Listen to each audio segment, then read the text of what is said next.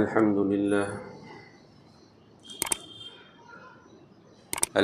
لله نحمده ونستعينه ونستغفره ونؤمن به ونتوكل عليه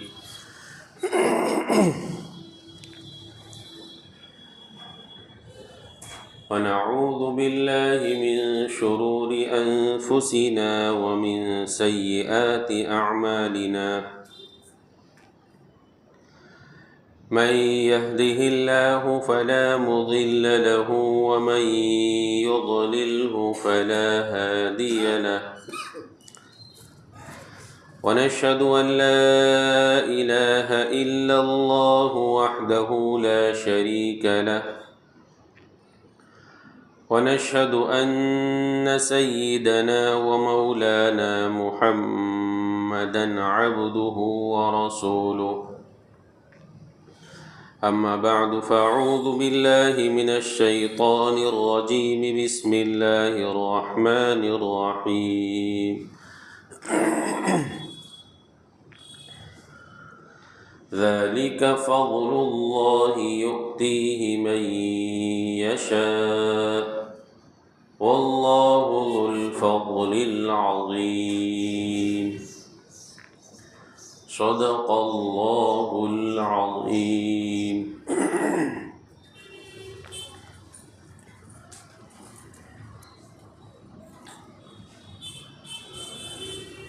اللہ کے رسول صلی اللہ علیہ وسلم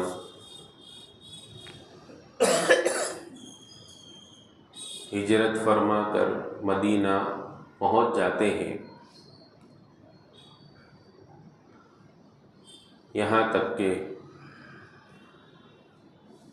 مدینہ کا ہر شخص اللہ کے رسول صلی اللہ علیہ وسلم کو اپنا مہمان بنانے کی خواہش ظاہر کرتا ہے، لیکن اللہ کے رسول صلی اللہ علیہ وسلم اونٹنی کو اس کے حال پر چھوڑ دینے کا حکم دیتے ہیں اور اس کی نکیر کو، اس کی لگام کو بھی چھوڑ دیتے ہیں اور فرماتے ہیں کہ یہ اونٹنی اللہ کے حکم سے چل رہی ہے، جہاں یہ ٹھہرے گی اسی کے وہاں میرا قیام ہوگا۔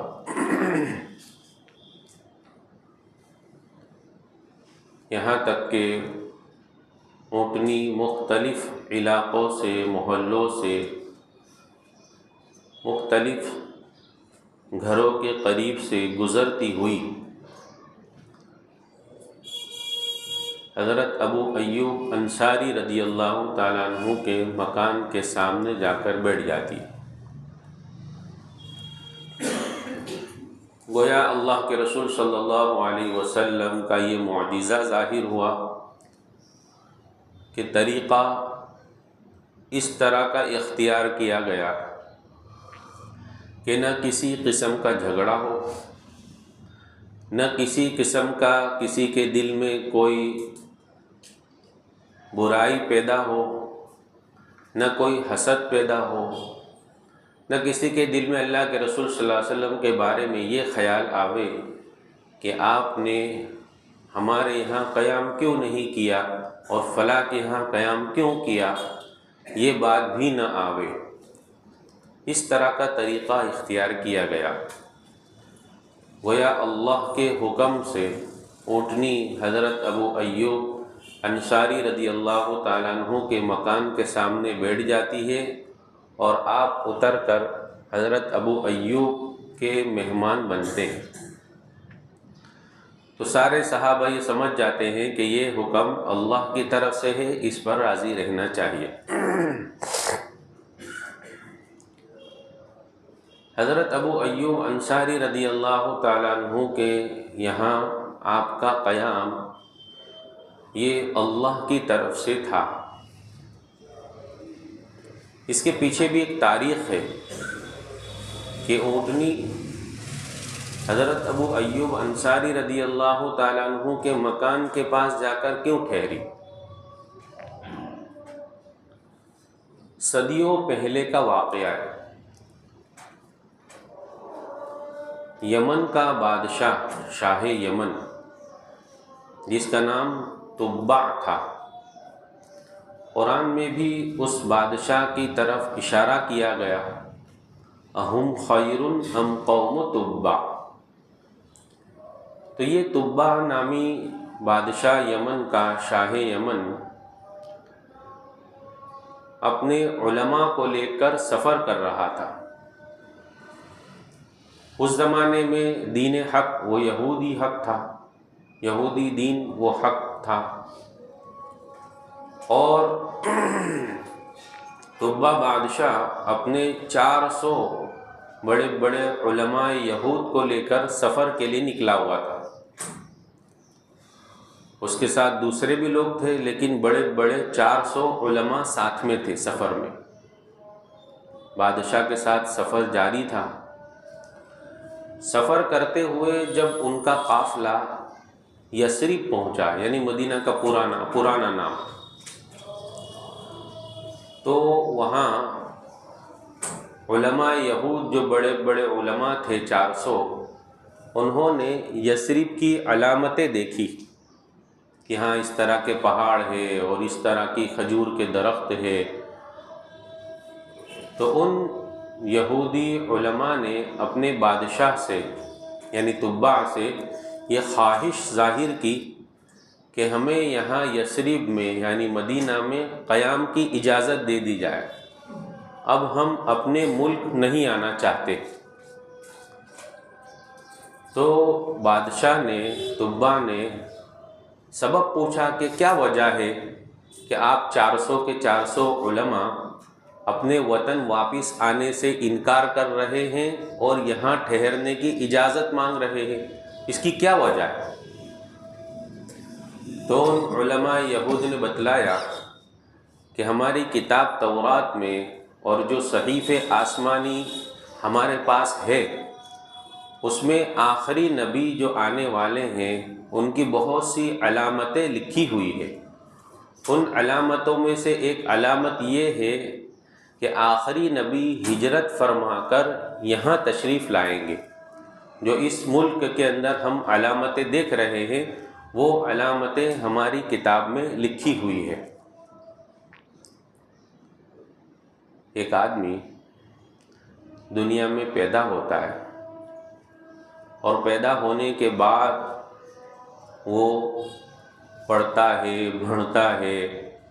ڈگریاں حاصل کرتا ہے اور کچھ بڑے کارنامے انجام دیتا ہے، تو پھر اس کے مرنے کے بعد اس کی سوانح حیات لکھی جاتی ہے، اس کی ہسٹری لکھی جاتی ہے، اس کی زندگی کے حالات لکھے جاتے ہیں کہ فلاں بزرگ گزرے ہیں اور یہ ان کے اندر یہ صفات تھی اور انہوں نے ایسے ایسے کام کیے، ان کی صفات لکھی جاتی ہیں۔ صرف اللہ کے رسول صلی اللہ علیہ وسلم ایک ایسی ذات ہے کہ جن کے آنے سے صدیوں پہلے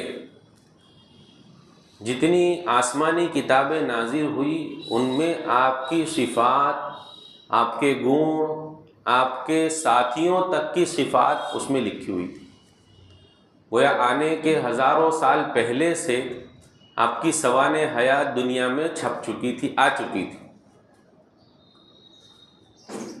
تو اللہ کے رسول صلی اللہ علیہ وسلم کی جو صفات ان کی کتاب میں لکھی ہوئی تھی، اس میں ایک چیز یہ تھی کہ وہ آخری نبی ہجرت فرما کر یہاں یثرب تشریف لائیں گے، یہاں آ کر وہ قیام کریں گے۔ تو ان پر ایمان لانے کی غرض سے، ان کے دیدار کی، ان کی زیارت کی غرض سے، ان 400 علماء نے اپنے بادشاہ سے اجازت چاہی کہ آپ ہمیں اجازت دے تو ہم یہاں اب قیام کر لیتے ہیں، ہم اپنے ملک یمن میں آنا نہیں چاہتے۔ ان کا بادشاہ بھی بڑا نیک تھا، سمجھدار تھا، اس نے اجازت دے دی، بلکہ صرف اجازت نہیں دی، بلکہ اس نے کام کیا کہ ان 400 علماء کے لیے الگ الگ 400 مکانات تیار کیے، 400 گھر بنائے اور ہر ایک کو ایک ایک گھر دیا، اور ان کے نکاح کا انتظام کیا، ہر ایک کی شادیاں کروائی۔ اور پھر کہا کہ اب یہ تمہارا مکان بھی ہو گیا، تمہاری شادی بھی ہو گئی، اور ان کے لیے پھر آگے کے انتظام کے لیے پیسہ بھی دیا، روپیہ پیسہ بھی دیا کہ تم اب یہاں رہو گے تو تمہیں کسی قسم کی پریشانی نہ ہو۔ تو مکان کا بھی انتظام کر دیا، شادی کا بھی انتظام کر دیا، اور پیسے بھی دیے۔ اور پھر اس تبا بادشاہ نے ایک مکان بنایا الگ سے، اور ان 400 علماء میں سے جو بڑا عالم تھا اس سے کہا کہ یہ مکان میں اس آخری نبی کے لیے بنا رہا ہوں جو ہجرت فرما کر یہاں تشریف لانے والے ہیں، تو وہ جب بھی یہاں تشریف لاوے تو ان کے لیے رہنے کے لیے یہ مکان رہے گا۔ گویا اس تبا بادشاہ نے صدیوں پہلے ان 400 علماء کے لیے بھی مکان بنایا، اور اللہ کے رسول صلی اللہ علیہ وسلم کی نیت سے بھی ایک مکان تیار کیا، اور ان علماء میں سے جو بڑے عالم تھے ان کو یہ کام سپرد کیا۔ بلکہ اس تبا نے ایک خط لکھا، اس خط میں بہت سارے مضمون تھے، اس میں پہلا مضمون یہ تھا کہ میں اس آخری نبی پر ایمان لاتا ہوں، اسلام قبول کرتا ہوں، اور پھر دوسری بات لکھی کہ اگر میری عمر ان کی عمر کو پا لے، یعنی وہ اگر میں زندہ ہونے وہ آ جاوے تو میں ان کے ہاتھ پر بھی ایمان لا کر ان کی مدد کروں گا، یہاں تک کہ اگر ان کے کوئی دشمن ہوں گے تو ان سے میں جہاد کروں گا، اور جہاد کر کے ان کے ہر غم کو، ہر پریشانی کو دور کرنے کی میں کوشش کروں گا۔ اور یہ خط لکھ کر اس پر اپنا سکہ مار کر جو ہے اس بڑے عالم کے سپرد کر دیا کہ جب بھی وہ آخری نبی آوے تو یہ خط آپ انہیں دے دیں۔ اور پھر تبا نے یوں بھی کہا کہ اگر آپ کی عمر ان کی عمر کو نہ پہنچے، یعنی ہو سکتا ہے کہ وہ آوے اس سے پہلے آپ کا بھی انتقال ہو جائے، تو آپ اپنی اولاد کو اس کی وصیت کریں کہ وہ یہ خط آخری نبی تک پہنچا دے، اور اگر وہ اولاد بھی اس عمر کو نہ پہنچے تو وہ اپنی اولاد کو اس کا حکم کرے یہاں تک کہ آخری نبی آ جائے۔ تو یہ صدیوں پہلے اللہ کے رسول صلی اللہ علیہ وسلم کے لیے مدینہ میں اس تبا بادشاہ نے مکان تیار کر دیا تھا۔ لکھا ہے کہ جس بڑے عالم یہودی کو اس تبا نے خط دیا تھا اور وہ مکان سپرد کیا تھا جو اللہ کے رسول صلی اللہ علیہ وسلم کے لیے بنایا گیا تھا، اسی عالم کی اولاد میں حضرت ابو ایوب انصاری رضی اللہ تعالیٰ عنہ پیدا ہوئے۔ گویا حضرت ابو ایوب انصاری رضی اللہ تعالیٰ عنہ جس مکان میں رہ رہے تھے وہ مکان اصل میں تبا بادشاہ نے اللہ کے رسول صلی اللہ علیہ وسلم ہی کے لیے بنایا تھا، اور ابو ایوب انصاری تو عاریتاً اس میں رہ رہے تھے، اس میں قیام پذیر تھے۔ تو اللہ رب العزت نے یہ نظام چلایا کہ اللہ کے رسول صلی اللہ علیہ وسلم کو اسی مکان میں ٹھہرانے کے لیے پورا نظام چلایا کہ اونٹنی کو حکم دیا، اور اونٹنی وہیں حضرت ابو ایوب انصاری والے مکان کے سامنے بیٹھ گئی، اور اللہ کے رسول صلی اللہ علیہ وسلم اسی مکان میں ٹھہرے۔ تو گویا اگر یوں کہا جائے کہ اللہ کے رسول صلی اللہ علیہ وسلم کسی کے یہاں نہیں ٹھہرے، بلکہ خود اپنے لیے جو مکان صدیوں پہلے تبا بادشاہ نے بنایا تھا اسی مکان میں اللہ کے رسول صلی اللہ علیہ وسلم کا قیام ہوا۔ حضرت ابو ایوب انصاری رضی اللہ تعالیٰ عنہ جس مکان میں رہ رہے تھے وہ مکان ایک منزلہ تھا، مالے والا مکان۔ اللہ کے رسول صلی اللہ علیہ وسلم سے درخواست کی کہ آپ جو ہے اوپر والے منزلے پر رہے، اور میں اور میری اہلیہ وہ نیچے رہیں گے۔ لیکن اللہ کے رسول صلی اللہ علیہ وسلم نے اس کو پسند نہیں فرمایا، بلکہ آپ نے فرمایا کہ میں نیچے والے مکان میں رہوں گا، چونکہ اب میں نبی یہاں آ چکا ہوں، اور میری ملاقات کے لیے لوگ آئیں گے، تو اگر میں اوپر والے مکان میں رہوں گا تو لوگ جب اس مکان میں داخل ہوں گے اور پھر اوپر آئیں گے تو اس وقت آپ لوگ چونکہ اگر نیچے ہوں گے تو گھر والوں کو تکلیف ہوگی، مستورات ہیں، گھر والے ہیں، تو اس وجہ سے آپ اگر اوپر رہے اور میں نیچے رہوں تو اس میں کوئی پریشانی نہیں ہوگی، نیچے سے لوگ آئیں گے اور چلے جائیں گے۔ تو اللہ کے رسول صلی اللہ علیہ وسلم نے نیچے والا مکان پسند فرمایا، اور حضرت ابو ایوب انصاری اور ان کی گھر والی وہ اوپر کے منزل میں رہنے لگے۔ یہاں تک کہ علماء نے حضرت ابو ایوب انصاری رضی اللہ تعالیٰ عنہ کے ادب کے بارے میں لکھا کہ اللہ کے رسول صلی اللہ علیہ وسلم چونکہ مکان کے درمیان میں بیٹھتے تھے اور لوگ آتے تھے، ملاقات کرتے تھے، تو حضرت ابو ایوب انصاری اور ان کی بیوی اتنا احتیاط کرتے تھے کہ کبھی بیچ کے گھر میں نہیں آتے تھے، بلکہ سائڈ پہ رہتے تھے کہ کبھی ایسا نہ ہو کہ اللہ کے رسول نیچے بیٹھے ہو اور اسی جگہ ہم اوپر ہو، تو اللہ کے رسول کے اوپر ہونا یہ ایک قسم کی بے ادبی ہے، تو اس وجہ سے بیچ میں نہیں آتے تھے بلکہ سائڈ پہ زیادہ رہتے تھے تاکہ اللہ کے رسول صلی اللہ علیہ وسلم کے بالکل اوپر نہ آ جاوے، آپ کے سر کے اوپر ہمارے پیر نہ ہو جاوے۔ اللہ کے رسول صلی اللہ علیہ وسلم کے لیے کھانا حضرت ابو ایوب کے مکان سے طے ہوا، اور آپ جو ہے روزانہ کھانا تیار کر کے اللہ کے رسول صلی اللہ علیہ وسلم کے لیے بھیجا کرتے۔ یہاں تک کہ حضرت ابو ایوب انصاری کا معمول یہ تھا کہ آپ کے گھر میں جتنا کھانا بنتا وہ سارا کے سارا کھانا ایک کھنچے میں رکھ کر حضرت ابو ایوب انصاری نیچے تشریف لے جاتے اور اللہ کے رسول صلی اللہ علیہ وسلم کی خدمت میں پیش کرتے۔ پھر اللہ کے رسول صلی اللہ علیہ وسلم کو جتنا کھانا ہو اس میں سے کھا لیتے، اور پھر جو بچتا وہ حضرت ابو ایوب پھر اوپر لے جاتے، اور پھر اس بچے ہوئے کھانے میں سے، اور خاص طور سے جہاں سے اللہ کے رسول صلی اللہ علیہ وسلم کی انگلیوں کے نشانات ہوتے، حضرت ابو ایوب انصاری بھی اور ان کی بیوی بھی اسی جگہ سے کھانا کھاتے تبرکن کہ اللہ کے رسول نے یہاں سے کھانا کھایا۔ گویا پہلے کھانا تیار ہونے کے بعد سارا کے سارا کھانا نیچے جو ہے پیش کیا جاتا، ایسا نہیں کہ جتنا کھانے والے ہیں جتنی ضرورت ہے اتنا ہی پیش کرو، بلکہ سارا کھانا رکھ دیتے، پھر جتنا کھانا ہوتا اللہ کے رسول صلی اللہ علیہ وسلم اتنا کھاتے، پھر جو بچتا اس کو جو ہے اس کے اندر سے دونوں میاں بیوی کھانا کھاتے۔ ایک موقع پر ایسا بھی ہوا کہ اوپر جو پانی کا مشکیزہ تھا، پانی کا مٹکا جس کے اندر پانی بھرتے وہ ٹوٹ گیا، گرنے کی وجہ سے ٹوٹ گیا۔ اب پانی بھرا ہوا تھا تو ٹوٹنے کی وجہ سے گھر میں پانی پھیل گیا، تو حضرت ابو ایوب انصاری کے پاس صرف کپڑے میں ایک ہی لحاف تھی اوڑھنے کی، اور ٹھنڈے میں جو ہے اس کو اوڑھنا ضروری ہوتا ہے،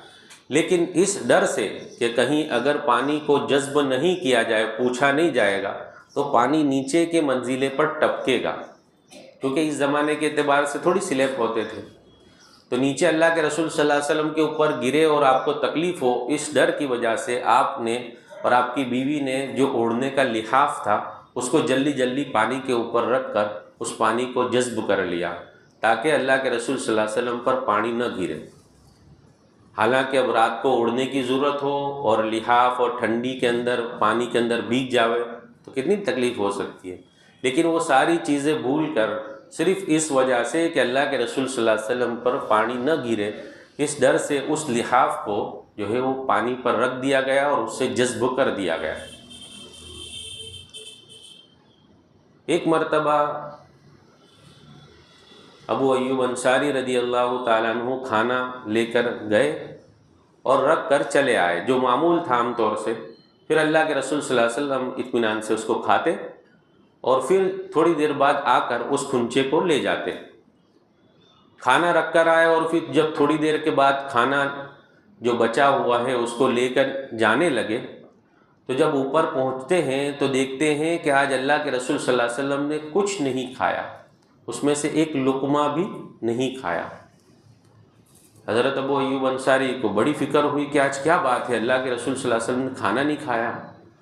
تو آپ جو ہے نیچے جاتے ہیں اور اللہ کے رسول صلی اللہ علیہ وسلم سے سوال کرتے کہ یا رسول اللہ کیا بات ہو گئی کہ آپ جو ہے آج نے کھانا نہیں کھایا؟ تو اللہ کے رسول صلی اللہ علیہ وسلم نے فرمایا کہ آج جو ہے تم نے کھانے کے اندر پیاز اور لہسن بہت زیادہ ڈال دی تھی، اور پیاز اور لہسن ہونے کی وجہ سے میں نے کھانا نہیں کھایا۔ کیونکہ اس زمانے میں پکانے کا جو معمول ہوتا ہوگا کہ پیاز اور لہسن کچی، جیسے ہم کچومر کے لیے رکھتے ہیں یا اس طرح کچھ رکھتے ہیں، تو اللہ کے رسول صلی اللہ علیہ وسلم نے وہ کھانا نہیں کھایا۔ تو حضرت ابو ایوب انصاری رضی اللہ تعالیٰ عنہ نے اس کے بعد سے کبھی بھی ایسا کھانا نہیں بنایا جس میں پیاز اور لہسن ڈالی جاوے، یعنی پیاز اور لہسن کھانا حضرت ابو ایوب انصاری نے چھوڑ دیا صرف اس وجہ سے کہ اللہ کے رسول صلی اللہ علیہ وسلم نے نہیں کھایا۔ حالانکہ اس کی وجہ اللہ کے رسول صلی اللہ علیہ وسلم نے بیان فرمائی کہ میرے پاس تو چونکہ فرشتے آتے رہتے ہیں، اور اگر میں اس کو کھاؤں گا تو میرے منہ سے ایک قسم کی بدبو پیدا ہوگی، اور اس بدبو کی وجہ سے فرشتوں کو تکلیف ہوگی، اس وجہ سے میں نے نہیں کھایا، تم کھا لو۔ یہاں ایک مسئلہ یہ بھی سمجھنے کا ہے کہ اگر مسجد میں جیسے ہم آتے ہیں تو اس وقت اگر کچی پیاز یا کچا لہسن یا اس طرح کا لہسن جو ہلکا سا پکایا گیا ہو لیکن اس کی بدبو باقی ہو، تو اگر نماز سے پہلے اس طرح کا کھانے کا موقع آوے تو علماء فرماتے ہیں کہ اس سے احتیاط کرنا چاہیے کہ مسجد میں آنے سے پہلے اس طرح کا کھانا نہ کھایا جاوے۔ جیسے کچومر کے طور پر کچی پیاز جو کھائی جاتی ہے، تو اگر نماز سے پہلے ہو تو اس طرح کا کھانا نہ کھایا جاوے۔ اگر نماز کے بعد کا ہے کھانا، جیسے مثال کے طور پر عشاء کے بعد اگر کوئی کھا رہا ہے اور اس نے کچومر کے طور پر کچی پیاز بھی کھا لی، تو اس میں کوئی مسئلہ نہیں ہے، کوئی ناجائز اور حرام نہیں ہے۔ لیکن اگر نماز کا وقت ہونے والا ہے اور اس وقت اگر کچی پیاز کھائی اور پھر وہ مسجد میں آئے گا تو اس کی بدبو چونکہ منہ میں ہوگی، اور مسجد کے اندر بھی فرشتے ہوتے ہیں تو اس وجہ سے ان کو تکلیف ہو سکتی ہے۔ اس لیے مسجد میں آنے سے پہلے اگر کوئی کھانا کھاتا ہے تو اس کو اس طرح کے کھانے سے پرہیز کرنا چاہیے۔ یہ صرف کچی پیاز اور یہ لہسن کا مسئلہ نہیں ہے، یہ مسئلہ ہے ہر اس چیز کا جس کی وجہ سے منہ میں بدبو پیدا ہوتی ہے۔ یہ تو ایک اللہ کے رسول صلی اللہ علیہ وسلم کے زمانے میں واقعہ پیش آیا تو یہ مسئلہ سامنے آیا۔ اب اس سے اس بیڑی کا مسئلہ بھی نکلتا ہے کہ اگر ایک آدمی نماز کے لیے آ رہا ہے اور اس وقت اس نے اس قسم کی بیڑی پی کہ اب بیڑی پینے کے بعد منہ میں سے بدبو آ رہی ہے، تو اب وہ جب مسجد میں آئے گا تو اس بدبو کی وجہ سے جو ہے فرشتوں کو تکلیف ہوگی۔ اس طرح کا کوئی تمباکو کھایا، گٹکا کھائی جس کی وجہ سے منہ کے اندر بدبو آ رہی ہے، تو اگر نماز سے پہلے تو یہ ہے کہ اس قسم کی چیزیں کھانا ہی چھوڑ دے کہ بیڑی اور گٹکا نہ کھاوے، اس سے بچے، نقصان کی چیز ہے۔ لیکن اگر طلب لگ گئی ہے، اس کی ایسی عادت پڑ گئی ہے کہ چھوٹ نہیں سکتی، تو احتیاط یہ کرے کہ نماز سے پہلے اس کو استعمال نہ کرے۔ تو اللہ کے رسول صلی اللہ علیہ وسلم نے اس کھانے کو اس وجہ سے نہیں کھایا کہ پیاز کی وجہ سے منہ میں بدبو اگر پیدا ہوگی اور فرشتے آئیں گے تو ان کو تکلیف ہوگی۔ اللہ کے رسول صلی اللہ علیہ وسلم حضرت ابو ایوب انصاری کے مکان میں ٹھہرے ہوئے ہیں اور لوگ ملاقات کے لیے جوق آ رہے ہیں، قافلہ بنا کر صرف آپ کی زیارت کے لیے وہ ملاقات کے لیے آ رہے ہیں۔ چونکہ اب یہ میسج ہر جگہ پھیل چکا تھا کہ آخری نبی تشریف لائے ہیں اور وہ یہاں ٹھہرے ہوئے ہیں۔ علماء یہود کے بڑے بڑے علماء وہ بھی ملاقات کے لیے اللہ کے رسول صلی اللہ علیہ وسلم کی زیارت کے لیے آنے لگے، یہاں تک کہ مختلف قافلے بن کر جو ہے اللہ کے رسول صلی اللہ علیہ وسلم پاس یا تو آپ کی ملاقات کی نیت ہے، یا تو آپ کا امتحان لینے کی نیت ہے، یا آپ کو دیکھنا اور چیک کرنا ہے کہ جو کتاب میں لکھا ہوا ہے وہی نبی ہے۔ اس کی غرض سے اللہ کے رسول صلی اللہ علیہ وسلم کی ملاقات کے لیے آنے لگے۔ چونکہ ہجرت کے سفر میں ہم نے سنا تھا کہ اللہ کے رسول صلی اللہ علیہ وسلم نے جب انصار کو مینا کی گھاٹی میں اسلام کی اور ایمان کی دعوت دی تھی، اس وقت اللہ کے رسول صلی اللہ علیہ وسلم نے جب کہا کہ میں آخری نبی ہوں اور میں اللہ کی طرف سے بھیجا گیا ہوں، تو انصار آپس میں مشورہ کرنے لگے تھے کہ یہ وہی نبی لگ رہے ہیں جن کے بارے میں یہودی مدینہ میں ہم کو یہ خبر دے رہے تھے کہ ایک آخری نبی آنے والے ہیں، اور جب وہ آئیں گے تو ہم ان پر ایمان لے کر آئیں گے اور پھر ان کے ساتھ مل کر تم سے جہاد کریں گے اور تم کو ختم کریں گے۔ تو انصار نے اس وقت یہ مشورہ کیا تھا کہ یہود جو ہم کو یہ خبر دے رہے ہیں وہ ایمان لاوے اس سے پہلے ہی ہم ایمان لے کر آ جاتے ہیں، تاکہ اس جہاد کا اور ختم ہونے کا مسئلہ ختم ہو جائے۔ تو انصار اس وقت ایمان لے کر آ گئے تھے مینا کی گھاٹی میں۔ تو یہاں یہود چونکہ وہ انتظار ہی میں تھے، تو اب ملاقات کا وقت آیا، تو اب علماء جو یہود کے بڑے بڑے اس وقت موجود تھے وہ ملاقات کے لیے آنے لگے۔ یہاں تک کہ کتابوں میں لکھا ہے کہ مختلف بڑے بڑے علماء جو اس زمانے میں یہود کی اور تورات اور انجیل کے عالم تھے وہ ملاقات کے لیے آنے لگے۔ لکھا ہے کہ سب سے پہلے جو ملاقات کے لیے آیا ایک عالم، اس کا نام تھا یاسر بن حیی اخطب۔ یاسر بن اخطب، یہ حیی بن اخطب جو یہود کا بڑا سردار تھا، اس کا چھوٹا بھائی تھا۔ جب اللہ کے رسول صلی اللہ علیہ وسلم کی خدمت میں پہنچا اور قرآن کو سنا تو اپنی قوم کے پاس جانے کے بعد اس نے کہا کہ میں اس شخص کے پاس سے آ رہا ہوں جو نبی ہونے کا دعویٰ کر رہا ہے اور بالکل حق ہے اور سچا ہے، اور جس نبی کا ہم انتظار کر رہے تھے وہ آ گئے ہیں، ان پر ایمان لے کر آؤ۔ اپنی قوم میں اس نے اعلان کر دیا۔ لیکن اس کا بڑا بھائی جو حیی بن اخطب جو سردار تھا، اس نے مخالفت کی اور اس نے کہا کہ ایسا نہیں ہو سکتا، اور پھر اس کی بات کو مانتے ہوئے پوری قوم نے حیی بن اخطب کی اطاعت کی اور ایمان نہیں لائے۔ اس طرح کے مختلف علماء اور مختلف لوگ اللہ کے رسول صلی اللہ علیہ وسلم کی خدمت میں آئے، اور کچھ لوگ جن کی تقدیر میں، جن کے نصیب میں ایمان کی دولت تھی وہ ایمان لے کر آئے، اور جن کی تقدیر میں ہدایت نہیں تھی انہوں نے مخالفت کی۔ تو اس کو انشاءاللہ ہم پھر سنیں۔